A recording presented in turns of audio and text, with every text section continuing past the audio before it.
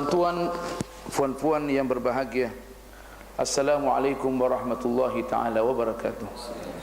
Segala puji bagi Allah Subhanahu wa ta'ala yang senantiasa melimpahkan rahmatnya kepada kita dan mempertemukan kita di tempat yang mulia ini melalui pelajaran At-Tadhkiratu bi Ahwalil Mauta wa Umuril Akhirah yang ditulis oleh seorang alim besar daripada Qurdufah, Al-Qurtubah,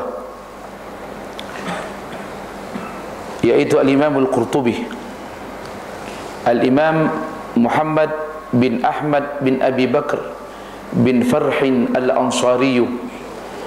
Jadi dia seorang daripada keturunan Al-Ansari, sahabat Al-Khazraji Al-Andalusi yang dilahirkan di Andalus. Kemudian Al-Qurtubi yang mana dilahirkan di Qurdubah dan di sana belajar dan mengambil dan menimba ilmu daripada ulama-ulama Andalus. Kerana fitnah yang terjadi di Andalus, maka beliau lari ke Mesir, maka meninggallah di Mesir pada tahun 671 Hijriah setelah banyak menulis karya-karya ilmu pengetahuan, terutamanya tafsir Al-Jami' li Ahkamil Quran. Terkenal tu namanya tafsir Al-Qurtubi. Dalam penafsiran yang berkaitan dengan hukum hakam, saya rasa tidak ada ahli tafsir baik yang dulu maupun sekarang ni melainkan kembali kepada tafsir beliau. Sahih, Al-Imam Al-Qurtubi bermadhab Maliki, tapi pada waktu yang sama dianggap bukunya merupakan dianggap sebagai perbandingan hukum yang berkaitan dengan ayat-ayat hukum. Jadi orang yang nak mendalami ayat-ayat hukum ini mestilah kembali kepada Al-Jami' li Ahkamil Quran. Sebenarnya kitab ini setelah dianalisis oleh seorang pakar namanya Dr. As-Sadiq bin Muhammad Ibn Ibrahim, ditulis dalam 3 jilid, dan dia menulis tentang biografi dan metodologi kita ini sekitar berapa halaman tu 100 halaman. Tentunya kita akan tinggalkan benda ini. Saat di sini bukan kita mengaji mengikut sistem akademik. Kita di sini mengikut sistem talaqqi. Nah, walau bagaimanapun, insya-Allah kita akan memulai langsung masuk dalam dia punya matan. Jadi pembahasannya mengenai masalah mati. Tentunya orang tidak mau dengar tentang mati. Orang mau hidup selama-lamanya.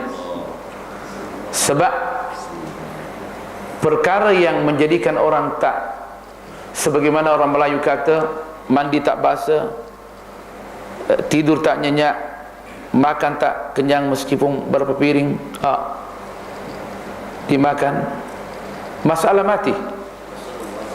Makanya itulah Rasulullah sallallahu alaihi wasallam tekankan supaya kita ini banyak dekat dengan Allah Subhanahu wa taala dan mempersiapkan diri kita untuk berjumpa dengan Allah Subhanahu wa taala. Banyak mengingat mati. Aktsiru min zikri hazimil lazzat, dalam riwayat hadimil lazzat. Banyaklah mengingat masalah mati ini, yang mana di mana masalah mati ini menyebabkan kita walau tu makan tidak ada yang lezat. Nah, manis kemungkinan pahit, ya kan? Supaya apa? Supaya kita banyak memikirkan Allah Subhanahu wa taala, sebab kenikmatan tiada lain kecuali pada di sisi Allah saja di akhirat nanti. Makanya itu Al-Imam Al-Habib Murtadha Zabidi dalam mensyarahkan Ihya Ulumuddin, awal-awal ditekankan dalam metodologi Al-Imam Ghazali yang dituliskan oleh Al-Habib Murtadha Zabidi pada jilid pertama, Dia bilang ada dua perkara asas yang dapat mensucikan hati kita supaya hati kita senantiasa bergantung kepada Allah Subhanahu wa taala. Pertama, masalah mati. Mesti ingat terus masalah mati ni. Kerana dengan masalah mati inilah kita boleh sembahyang tengah malam, meskipun letih bagaimana pasti kita akan bangun. Kita akan senantiasa mencintai orang-orang yang beriman. So itu merupakan jalan untuk sampai kepada Allah Subhanahu wa taala. Kita akan tolong orang, kita akan mengkaji ilmu yang mendekatkan kita kepada Allah Subhanahu wa taala. Masalah mati ni. Kedua, dituntut supaya banyak membaca Al-Quran. Kerana dengan Al-Quran inilah kalau kita renungi, maka kita akan menjadikan dunia itu di belakang kita, bukan di depan. Kerana manusia selama menjadikan dunia itu di depan, dia akan terhalang untuk sampai kepada Allah Subhanahu wa taala. Dan iblis senantiasa menjadikan dunia di hadapan kita. Kita nak menjadikan dunia ini di belakang. Kerana walaupun bagaimana dunia tingginya, di sisi Allah Subhanahu wa taala tak punya nilai. Dikatakan sejak diciptakan Allah tak pernah menoleh ke dunia ni. Bukan maksudnya tak melihat, maksudnya tak reda dengan dunia ini. Kita sudah memberikan pengertian tentang dunia. Kita sudah mengatakan walaupun bagaimana manusia menguasai dunia, selama dia jadikan dunia ini sebagai jambatan untuk akhirat, maka dia bukan dunia, tapi dia adalah akhirat. Jadi kita mesti tahu konsep dunia, konsep akhirat. Seandainya tu orang tak mempunyai kecuali 10 ringgit saja, tapi disayang juga 10 ringgit itu, tak mau keluar disayang juga 10 ringgit, maka itulah dunia. Tapi dia punya uang berjuta-juta, tetapi siap untuk dibelanjakan di jalan Allah, itu bukan dunia, itu namanya akhirat. Ya kan? Pakailah yang sedap-sedap pergi ke masjid, pakailah kereta yang bagus-bagus ke masjid, tetapi janganlah berbangga dan janganlah melihat orang lain yang keretanya buruk, rendah daripada kita. Bahkan kalau boleh kita tolong orang supaya orang yang tak pakai kereta bagus, kita jadikan kereta dia baik. Begitulah yang dituntut oleh Islam. Jadi dua perkara ini penting kita senantiasa renungi, masalah mati dan Al-Quranul Karim. Kerana Al-Quran inilah yang dapat mendidik kita supaya kita ini mengetahui masalah mati. Makanya itu Al-Imam Al-Qurtubi menulis kitab ini melalui data-data Al-Quran dan As-Sunnah. Jadi dia mengemaskinkan tentang masalah mati dan juga ayat-ayat dan hadis-hadis dan juga beberapa riwayat Israiliyat yang dapat dijadikan sebagai bahan renungan menurut beliau, meskipun kita nanti kemungkinan akan bincangkan bersama apakah kita terima atau tak terima. Semuanya itu dijadikan sebagai data ilmiah untuk mengatakan bahawa tidak ada jalan bagi kita kecuali mempersiapkan diri menghadap kepada Allah Subhanahu wa taala. Fa aina tadhhabun? Mau ke mana manusia ni? In huwa illa dzikrun lil alamin. Kecuali kita senantiasa mengingat Allah Subhanahu wa taala. Mau ke mana? Walaupun kita hidup 1000 tahun, kita akan kembali juga kepada Allah Subhanahu wa taala. Dan 1000 tahun itu hanya sehari saja mengikut umur akhirat. Sehari saja. Jadi ruginya manusia ini bila mana tidak memperhatikan masalah akhirat, masalah mati. Nah, jadi saya sudah mengambil komitmen dalam pelajaran kita di masjid, saya mesti baca semua, meskipun kita tidak ambil semua, kita hanya menjelaskan yang penting-penting. Untuk ambil berkat kita mesti baca daripada awal. Idzan yaqulu al-alimul 'allamah الإمام القرطبي ونفعنا الله بعلمه في الدارين الحمد لله العلي الأعلى الولي المولى الذي خلق فأحيا وحكم على خلقه بالموت والفناء والبعث إلى دار الجزاء والفصل والقضاء لتجزى كل نفس بما تسعى كما قال في كتابه جل وعلا إنه من يأتي ربه مجرما فإن له جهنم لا يموت فيها ولا يحيا ومن يأته مؤمنا قد عمل الصالحات فأولئك لهم الدرجات العلى جنات عدن تجري من تحتها الأنهار خالدين فيها wa dzalika jazaa'u man tazakka. Cukup cantik ayat yang ditulis sebagai mukaddimah. Dan apakah kita boleh merenungi bersama? Kita akan menterjemahkan. Di sini dijelaskan bahawa tidak ada jalan kecuali kita menghadap kepada Allah, siap-siap untuk mati. Nah, dan apakah kita sudah mengadakan persiapan yang secukupnya? Kalau tak, dikatakan innahu, sesungguhnya may ya'ti rabbahu, yang datang kepada Allah Subhanahu wa taala mujriman, dalam keadaan jahat, menentang undang-undang Allah Subhanahu wa taala, mempersulit orang-orang yang beriman. Apa mereka punya akhiran? Fa inna lahu jahannam, mereka akan dimasukkan api jahannam. Wal a'yadu billah. Bagaimana api jahannam ni? La yamutu fiha wa la yahya. Keadaannya tidak mati di dalamnya dan tidak hidup. Setengah mati.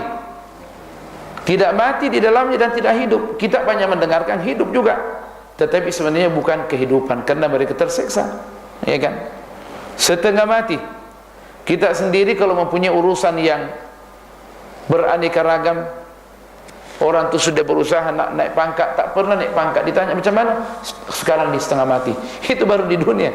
Ini jahannam. Naam. Orang dibakar, dikatakan macam arang. Kalau sudah hancur badannya, dikembalikan semula, dan dikembalikan semula untuk diazab, supaya merasakan azab yang pedih. Wa may ya'tihi mu'minan, itu tadi golongan yang penghuni neraka yang jahat, mujriman, jahat. Tapi yang sebaliknya, wa may ya'tihi mu'minan, dan barang siapa datang kepada Allah dalam keadaan beriman. Perhatikan tuan-tuan dan puan, di dalam Islam kalau disebutkan iman, sesudahnya mesti ada beramal soleh. Kerana di dalam Islam ini satu-satunya agama yang memerangi teori semata-mata teori. Islam tidak ada satu teori dalam Islam, melainkan wajib diamalkan. Wa may ya'tihi mu'minan, barang siapa yang datang kepada Allah dalam keadaan beriman. Apa buktinya? Qad amila shalihati, telah berbuat amal yang soleh. Amal yang soleh ini dia punya konsep, mestilah mengikut apa yang telah digariskan oleh Allah dan Rasulnya, dan dengan niat yang baik. Niat mesti ditekankan tu. Kemudian setelah berniat ditengok betul atau tak betul. Nah, kalau seandainya tu masalan Allah Subhanahu wa taala mengajarkan kita sembahyang maghrib 3 rakaat dengan dua tahiyat, kita mesti ikut peraturan ni. Kita tak boleh mengatakan saya mau sekali saja tahiyat, sebab dikatakan sembahyang maghrib 3 rakaat. Untuk apa lagi saya dulu bertahiyat 2 kali? Tak. Sebab ini dianggap apa yang telah digariskan oleh Allah dan Rasulnya. Kita tak boleh menentang, sebab itu peraturan Allah dan Rasulnya. Qad amila shalihati. Bila mana kita tak melakukan benda itu, berarti kita tidak berbuat amal salih, berarti amalan kita ditolak. Makanya itu pentingnya kita ini berilmu, pentingnya kita ini mengikuti pengajian-pengajian yang ada di masjid. Nah, pentingnya juga orang-orang alim ini memberikan perhatian kepada masyarakat yang perlu dibimbing. Sebab yang pertama dia akan dilemparkan masuk api neraka orang alim. Kenapa? Kerana membiarkan ummah Rasulullah sallallahu alaihi wasallam. Nah, jadi mereka orang yang beriman ini dan beramal soleh dengan niat yang baik dan amalan mengikut apa yang telah digariskan oleh Allah dan Rasulnya, apa mereka punya bahagian dan pahala mereka? Faulaika lahumud darajatul ula, mereka itu akan mendapatkan darjah, maksudnya syurga yang paling tinggi. Al-ula, al-a'la, al-ula, yang tinggi. Kan ada 7 tingkat tu. Kerana cahaya kita akan dari tingkat 1, tingkat 3, ada syafaat, anak-anak kita berbuat amal baik, mendoakan kita, naik lagi tingkat 3, begitulah. Sehinggalah kata ulama, kerana darjah yang ada, orang-orang yang mendoakan kita, kawan-kawan kita, memberikan syafaat kepada kita, sehingga tidak rasa kita bersama dengan Rasulullah sallallahu alaihi wa alihi wasallam. Ingat tu, kawan-kawan ini boleh menyelamatkan kita. Makanya itu perlu kita ini senantiasa kenal orang-orang yang dekat dengan Allah Subhanahu wa taala. Nah, kerana setiap kita ini memberikan syafaat kepada yang lain.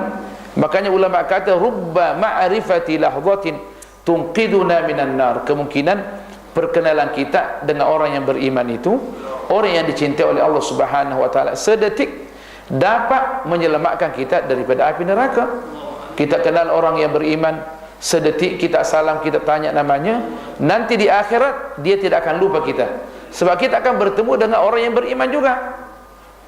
Makanya sebaliknya dikatakan orang yang membenci orang yang beriman tidak mungkin selamat kecuali dia bertobat kepada Allah Subhanahu wa taala. Bagaimana orang yang membunuh umat Islam kira-kira? Di mana kira-kira tempatnya? Wal a'yadu billah. Mereka itu yang berbuat amal baik, jannatu adnin. Mereka akan berada pada syurga-syurga adnin. Bagaimana jannatu adnin ini? Kehebatan dia, tajri min tahtihal anharu, mengalir di bawahnya sungai-sungai. Kita sudah jelaskan, sungai daripada madu, sungai daripada susu, Allah, sungai daripada arak yang tidak memabukkan, sungai daripada air tawar yang sungguh menyegarkan.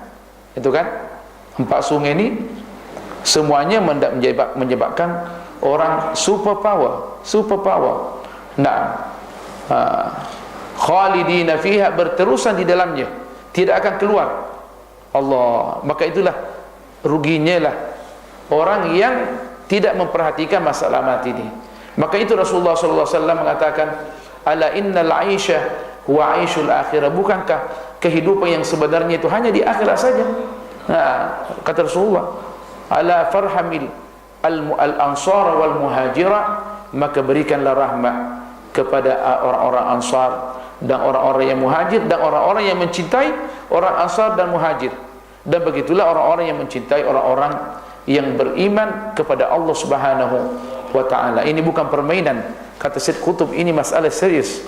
Masalahnya serius nih, bukan masalah biasa. Sampai akan dijelaskan di sini bahawa seandainya binatang yang gemuk itu seandainya mengetahui masalah mati, kita tidak akan mengambil daging daripada mereka. Mereka akan pikirkan, wa dzalika jazaa'u man tazakka, dan itulah balasan, yakni syurga yang mengalir di bawahnya sungai-sungai ini. Wa dzalika jazaa'u man tazakka, pahala bagi orang yang senantiasa mensucikan dirinya kepada Allah Subhanahu wa taala. Mudah-mudahan kita semuanya tergolong daripada mereka.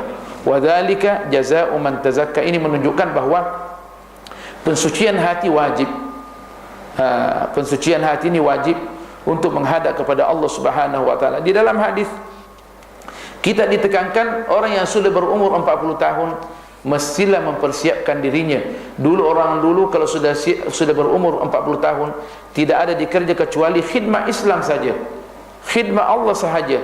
Tapi kita tambah tua, tambah sibuk mengurus dunia, mengurus anak, mengurus cucu. Di antaranya saya, mudah-mudahan Allah maafkan saya. Wa ba'du fa inni ra'aitu an aktuba kitaban wajizan. Makanya itu saya melihat, mengambil keputusan, kata Imam Al-Qurtubi, untuk menulis satu kitab yang ringkas. Ini 1500 halaman. Dia enggak ringkas, sebab dia punya tafsir Al-Jami' Ahkam Al-Quran. Kalau seandainya kita angkat seorang, berat tu, boleh patah belakang ni, beratnya. Nah, ini dianggap ringkas 1500 halaman ni. Yakunu tadhkiratan li nafsi wa amalan salihan ba'da mauti fi dzikril mauti. Mudah-mudahan dia dapat memperingatkan diri saya dan menjadikan jembatan untuk beramal amalan saleh sesudah saya mati, fi dzikril mauti, dengan adanya mengingat mati. Kerana barang siapa yang mempelajari, membaca kita ini tentu akan mendoakan Al-Imam Al-Qurtubi. Wa ahwalil mauta, dan kadang orang-orang yang mati. Wa dzikril hasyri, dan menyebutkan waktu kita dikumpulkan di padang mahsyar. Wa nasyri, waktu kita nak dibagi-bagi ke syurga ke, mudah-mudahan ke sana atau ke neraka. Wal jannah wan nar, Allahu akbar. Wal fitan, syurga atau neraka. Wal fitan, dan ada lagi fitnah akhir zaman. wal asyrat, dan tanda-tanda hari kiamat, tanda-tanda hari kiamat yang kecil, yang besar. Di sini akan menjelaskan tanda-tanda yang kecil sudah hampir semuanya muncul. Kita sekarang menunggu tanda-tanda kiamat yang besar, munculnya Al-Imam Mahdi. Ulama menafsirkan sekarang sudah hampir muncul dengan adanya kezaliman dan keadilan, tidak boleh dibedakan. Orang yang baik dibunuh, orang yang jahat dibiarkan hidup. Makanya itu Al-Imam Mahdi akan muncul. Selepas itu akan muncul Dajjal, lepas itu muncul Sayyidina Isa AS, lepas itu keluar Ya'juj wa Ma'juj. Kemudian banyak, ada 10. Tapi sekarang ini kita sementara menunggu tanda-tanda hari kiamat yang terbesar. Mukaddimahnya ada Al-Imam Mahdi Al-Muntadhar. Yang kecil sudah hampir semua keluar. Semua sudah hampir keluar. Naam. Apa kata Imam Al-Qurtubi? Naqaltuhu min kutubil a'immah. Saya menukil kita ini daripada ulama-ulama pakar. Wa thiqati alami hadil ummah. Orang-orang yang dapat dipercaya, pembesar-pembesar umat ni. Hasba ma ra'aituhu au hasba ma rawaitu au ra'aitu, sebagaimana yang saya riwayatkan dan apa yang saya tengok, baik untuk dinukil di sini. Berarti ini kita ini bersambung sampai Rasulullah sallallahu alaihi wasallam. Wa satara dzalika mansuban mubayyanan insyaallah taala, dan kita sendiri akan tengok bukti apa yang saya katakan, bahawa semuanya dinisbahkan kepada siapa yang mempunyai kata-kata ini, terutama yang dinisbahkan kepada Rasulullah, sahabat dan para tabi'in, ataukah ulama-ulama yang mu'tabar. Dan saya namakan kitab at-tadhkirati bi ahwalil mauta wa umuril akhirah, wa bawwabtuhu baban. Saya letakkan bab demi bab, wa ja'altuhu aqiba kulli babin faslan aw fusulan nadhkuru fihi ma yuhtaju ilaihi min bayani gharibin. Maksudnya wa fiqhin fi hadithin, dia punya pasal, dan ada juga menjelaskan tentang kata-kata yang sulit. Bagaimana kita memahami satu hadis yang ditulis di sini, atau menjelaskan benda-benda yang muskil. Orang awam tak mengetahui. Di sini jelaskan dengan jelas. Untuk apa? Supaya kita mengambil faedah untuk mendekatkan diri kepada Allah Subhanahu wa taala. Sebab at-tafaqquh fi hadis Rasulullah sallallahu alaihi wasallam wal ma'na al-maqsud, karena memahami hadis Rasulullah sallallahu alaihi wasallam itulah yang dimaksudkan, bukan hanya semata-mata menghafal hadis saja tak mengetahui makna dia. Sebab kalau kita hanya menghafal, boleh saja kita salah faham.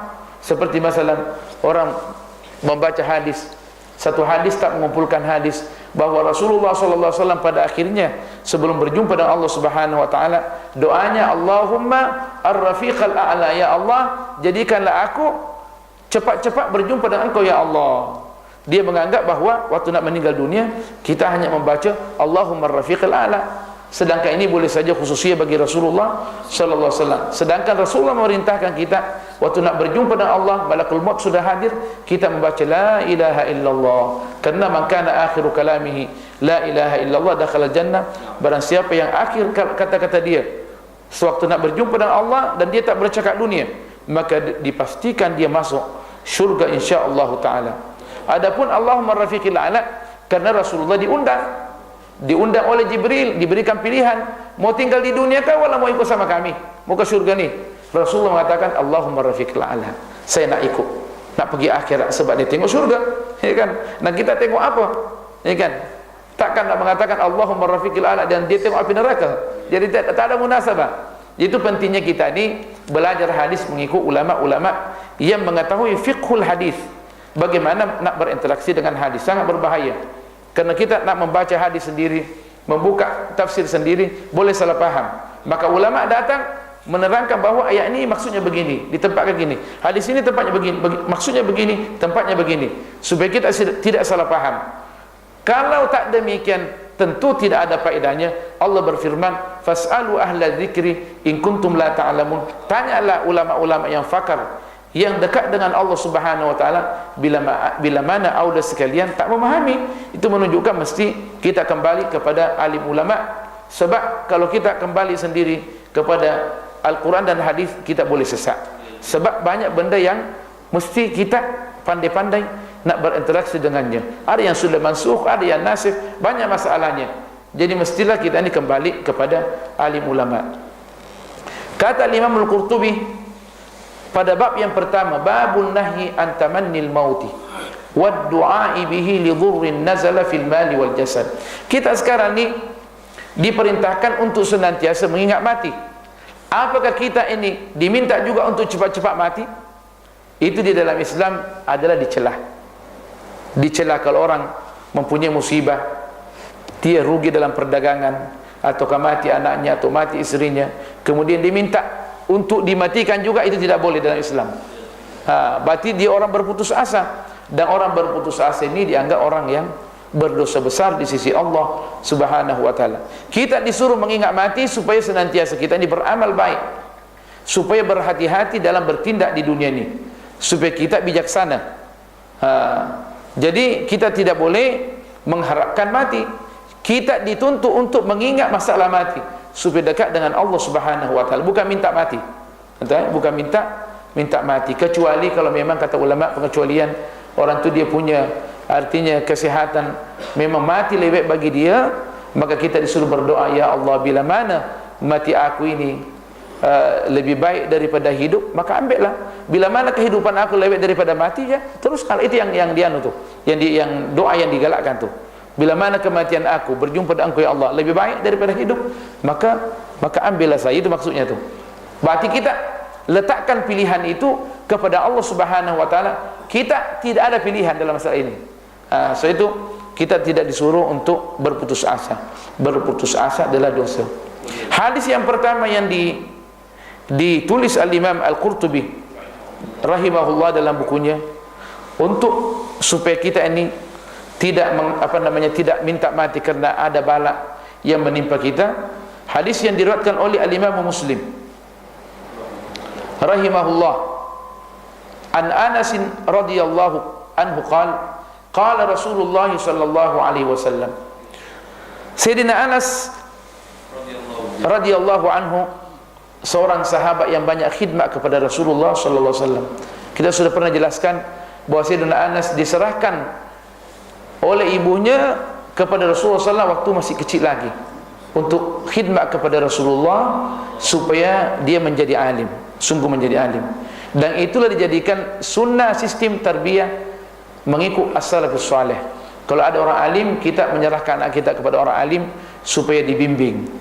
Kerana terlalu banyak orang menyerahkan anaknya kepada orang alim, maka timbullah namanya sistem pondok atau ribat. Itu dipelihara mereka. Itu pentingnya ada, artinya kita menyerahkan anak kita kepada orang alim. Tapi kita sekarang ni benda ini tidak ada. Ar-ribat wa al-madrasah syar'i tidak ada. Sebab memang orang telis barat melihat bahawa bila mana sistem pendidikan ini masih ada, maka Islam tidak akan dipojokkan. Jadi mesti dimatikan di mana-mana tu. Orang alim yang berkuasa, sebab walau bagaimanapun mesti diberikan kuasa sepenuhnya dalam bidang tarbiyah kepada orang alim. Sebab mereka lebih mengetahui, bukan diserahkan kepada muassasah, di mana muassasah itu diambil alih oleh bisnismen. Sekarang ni di tempat kami sudah banyak juga pondok pesantren yang ditangani oleh bisnismen untuk dijadikan sebagai batu loncatan dunia dan juga untuk menyesatkan umat Islam. Tim adalah namanya Pondok Para Madinah yang diasaskan oleh Nur Khalis Majid, yang keluar dari barat. Untuk apa tu? Untuk menyesatkan umat Islam. Waliyadzubillah. Nah, ini ceritanya panjang. Sabda Rasulullah sallallahu alaihi wasallam dalam hadis yang diriwayatkan oleh al-Imam Muslim melalui riwayat Anas ibn Malik, qala sallallahu alaihi wasallam, la yatamannayanna ahadukum al-mauta li dhurrin nazala bihi. Janganlah sama sekali seseorang daripada kamu mengharapkan kematian kerana dia ditimpa musibah. Tak boleh. Kerana kita waktu timpa di musibah, itu menunjukkan Allah nak mencoba kita, ikhtibar kita ni. Apakah kita bersabar atau tidak bersabar? Kerana biasanya yang dicoba ini adalah wali-wali Allah Subhanahu wa ta'ala. Makanya itu Rasulullah SAW pernah bersabda, idza ahabballahu 'abdan ibtalahu. Bila mana Allah mencintai seseorang hamba, dia uji. Mungkin dikurangkan dia punya allowance, ya kan? Ditahan gaji dia, dibuang daripada kerja, ya kan? Sedangkan dia orang baik. Orang kata ini 24 jam di masjid, kenapa dibuang kerja? Itu Allah nak melihat dia sampai mana dia bersabar. Berapa banyak orang yang dibuang kerja? Kerana dia tahu ini adalah cobaan daripada Allah Subhanahu wa taala dan dia bersabar, Allah membukakan pintu dunia yang luar biasa. Yang luar biasa. Naam. Makanya itu sudah menjadi sunnatun ilahiyah, peraturan Allah yang tidak boleh kita ragukan. Seandainya kita ini bersabar terhadap bala yang menimpa kita dan kita mengatakan, ya Allah, gantikanlah saya yang lebih baik daripada ini, niscaya Allah akan menggantikan yang lebih baik. Niscaya Allah akan menggantikan yang lebih baik. Dan la yatamannayanna ahadukum al-mauta li dhurrin nazala bi.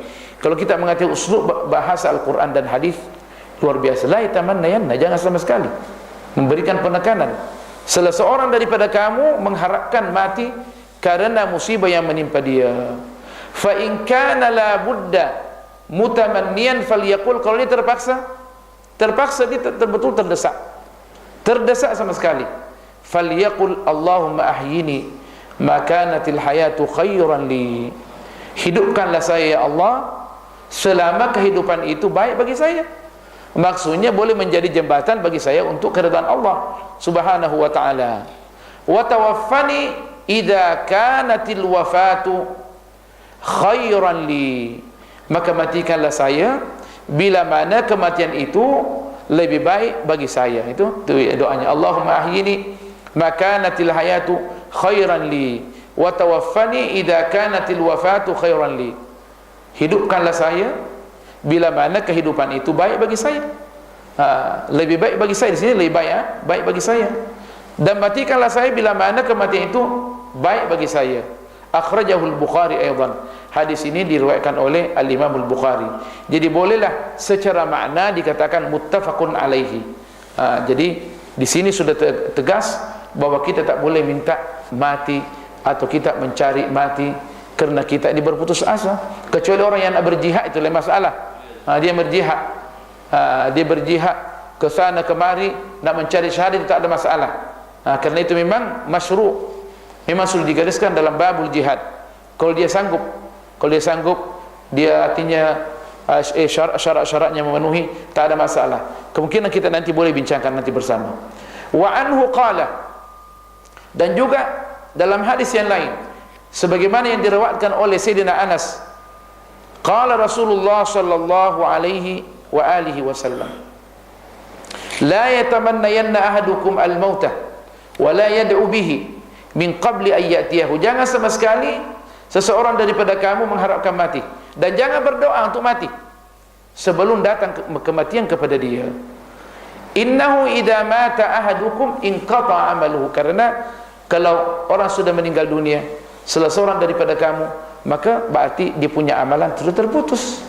Sedangkan kita nak menjadikan ad-dunya mazra'atul akhirah, dunia ini tempat kita menanam untuk kebaikan kita di akhirat. Wa innahu la yazidul mu'mina umruhu illa khaira, dan mesti diketahui bahawa orang yang beriman umur dia sebenarnya tidak bertambah, yang bertambah adalah kebaikan dia. Makanya kalau kita mengatakan panjangkanlah umur dia ya Allah, maksudnya perbanyaklah dia punya amalan yang baik.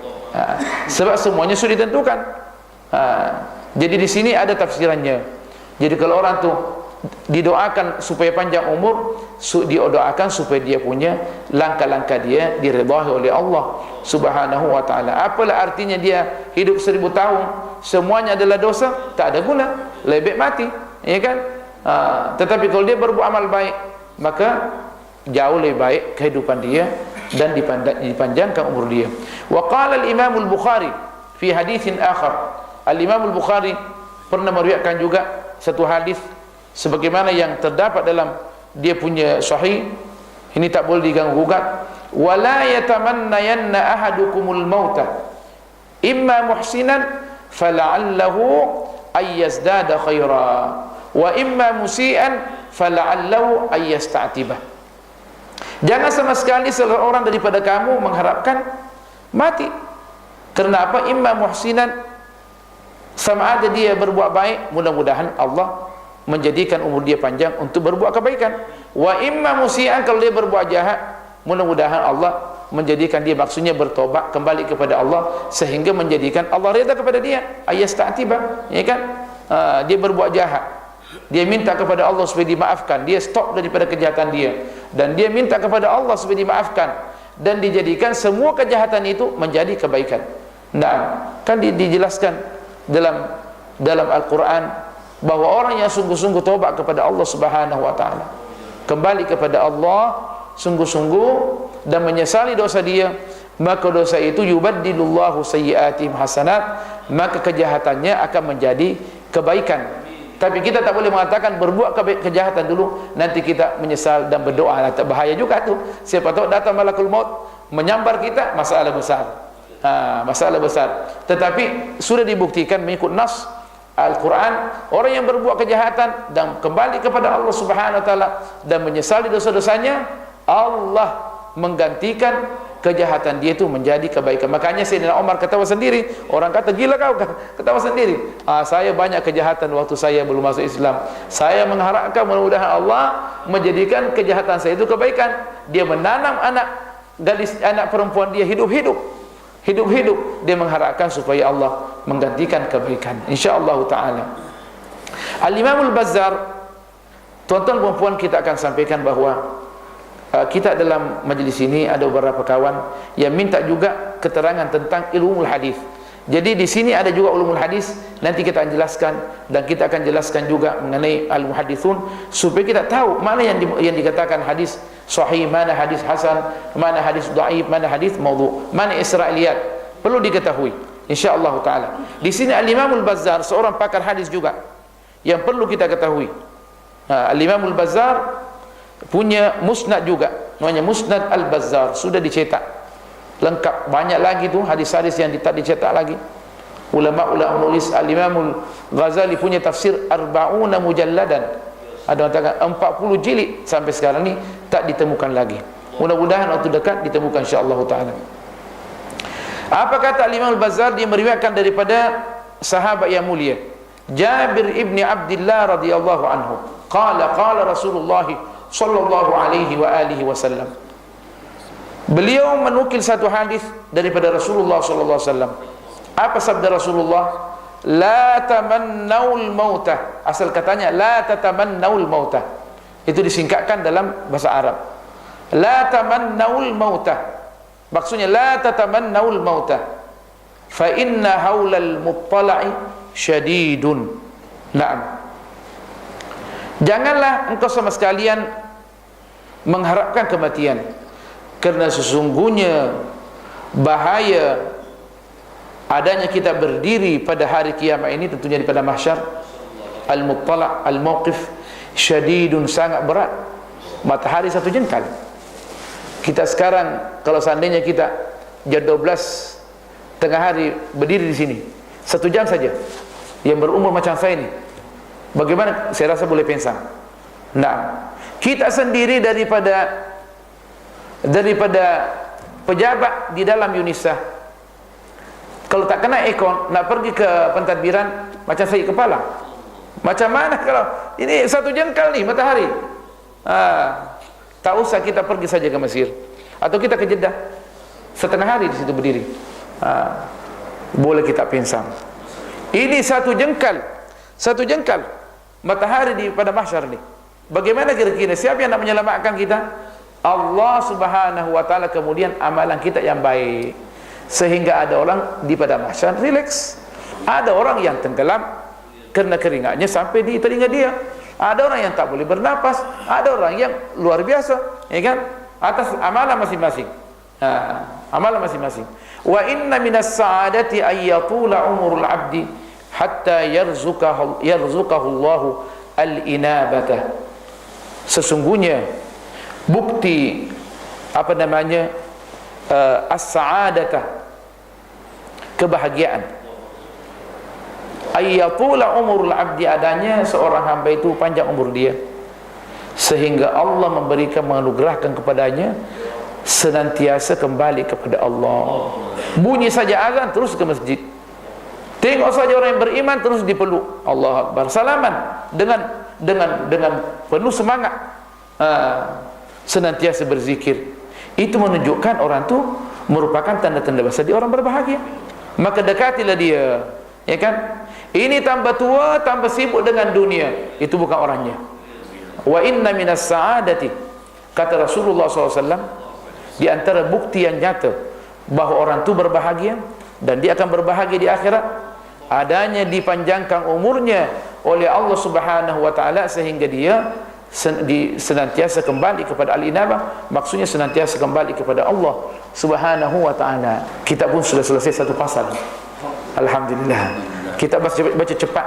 Kita baca satu pasal ini berkat tuan-tuan puan-puan yang hadir di sini. Alhamdulillah. Memanglah kita, artinya runsing saya pun macam mana kita nak memberikan tentang ceramah tentang mati antara maghrib dan isya, tentunya tidak cukup, artinya penghargaan untuk jemaah masjid Beribi melalui tuanku ni, pangeran ni yang minta ni. Kalau anda kita punya pengajian sesudah isya, untuk paling kurang 1 jam. Tapi alhamdulillah berkat tuan-tuan puan-puan yang ada, maka kita boleh membaca satu fasal. Alhamdulillah, mudah-mudahan ini berkat ni, orang ni berkat. Ini Al-Imam Al-Qurtubi, orang-orang dulu tuan-tuan puan-puan berkat semua. Kerana ilmu tidak dijadikan jembatan untuk dunia, semuanya untuk akhirat. Tak macam kita ni dan macam saya ni mendapat PhD supaya untuk kehidupan di dunia. Mudah Allah maafkan saya, kita semua insya-Allah taala. Nah, mudah-mudahan apa yang kami sampaikan dapat memberikan manfaat. Subhanakallah wa bihamdik, nashhadu an la ilaha illa ant, nastaghfiruka wa natubu ilaik. Bismillahirrahmanirrahim. Wal 'ashr, innal insana lafi khusr illa alladhina amanu wa 'amilus shalihat wa tawasaw bil haqqi wa tawasaw bis sabr. Bismillahirrahmanirrahim. Alhamdulillah wassalatu wassalamu ala Rasulillah sayyidina Muhammadin an-nabiyil karim wa ala alihi wa sahbihi ajma'in. Allahumma 'allimna ma yanfa'una wa zidna 'ilma, faqihna fid din wa 'allimna at-ta'wil wa habbibna ila al-muslimin waj'al lana lisana sidqin fil 'alamin. A'tina afdala mimma tu'ti 'ibadaka as-salihin wa amitna 'ala dinika syuhada wa anta radin 'anna harrim wujuhana 'ala an-nar wa aminna min 'adzabika yawma tab'atsu 'ibadak waj'alna min awliyaika wa ahli ta'atik waj'al quburana rawdatan min riyadil jannah. Allahumma ij'al quburana wa qubur walidina wa abaina wa ummahatina wa masyayikhina wa man lahu haqqun alaina rawdatan min riyadil jannah birahmatin minka ya arhamar rahimin. Allahumma ihfaz hadhihi al-baldah Brunei Darussalam wa sultanaha wa wuzara'ahu minal muslimin wa sa'ir biladil Islam. Wa sallallahu ala sayyidina Muhammad walhamdulillahi rabbil alamin. Wassalamu alaikum warahmatullahi ta'ala wabarakatuh.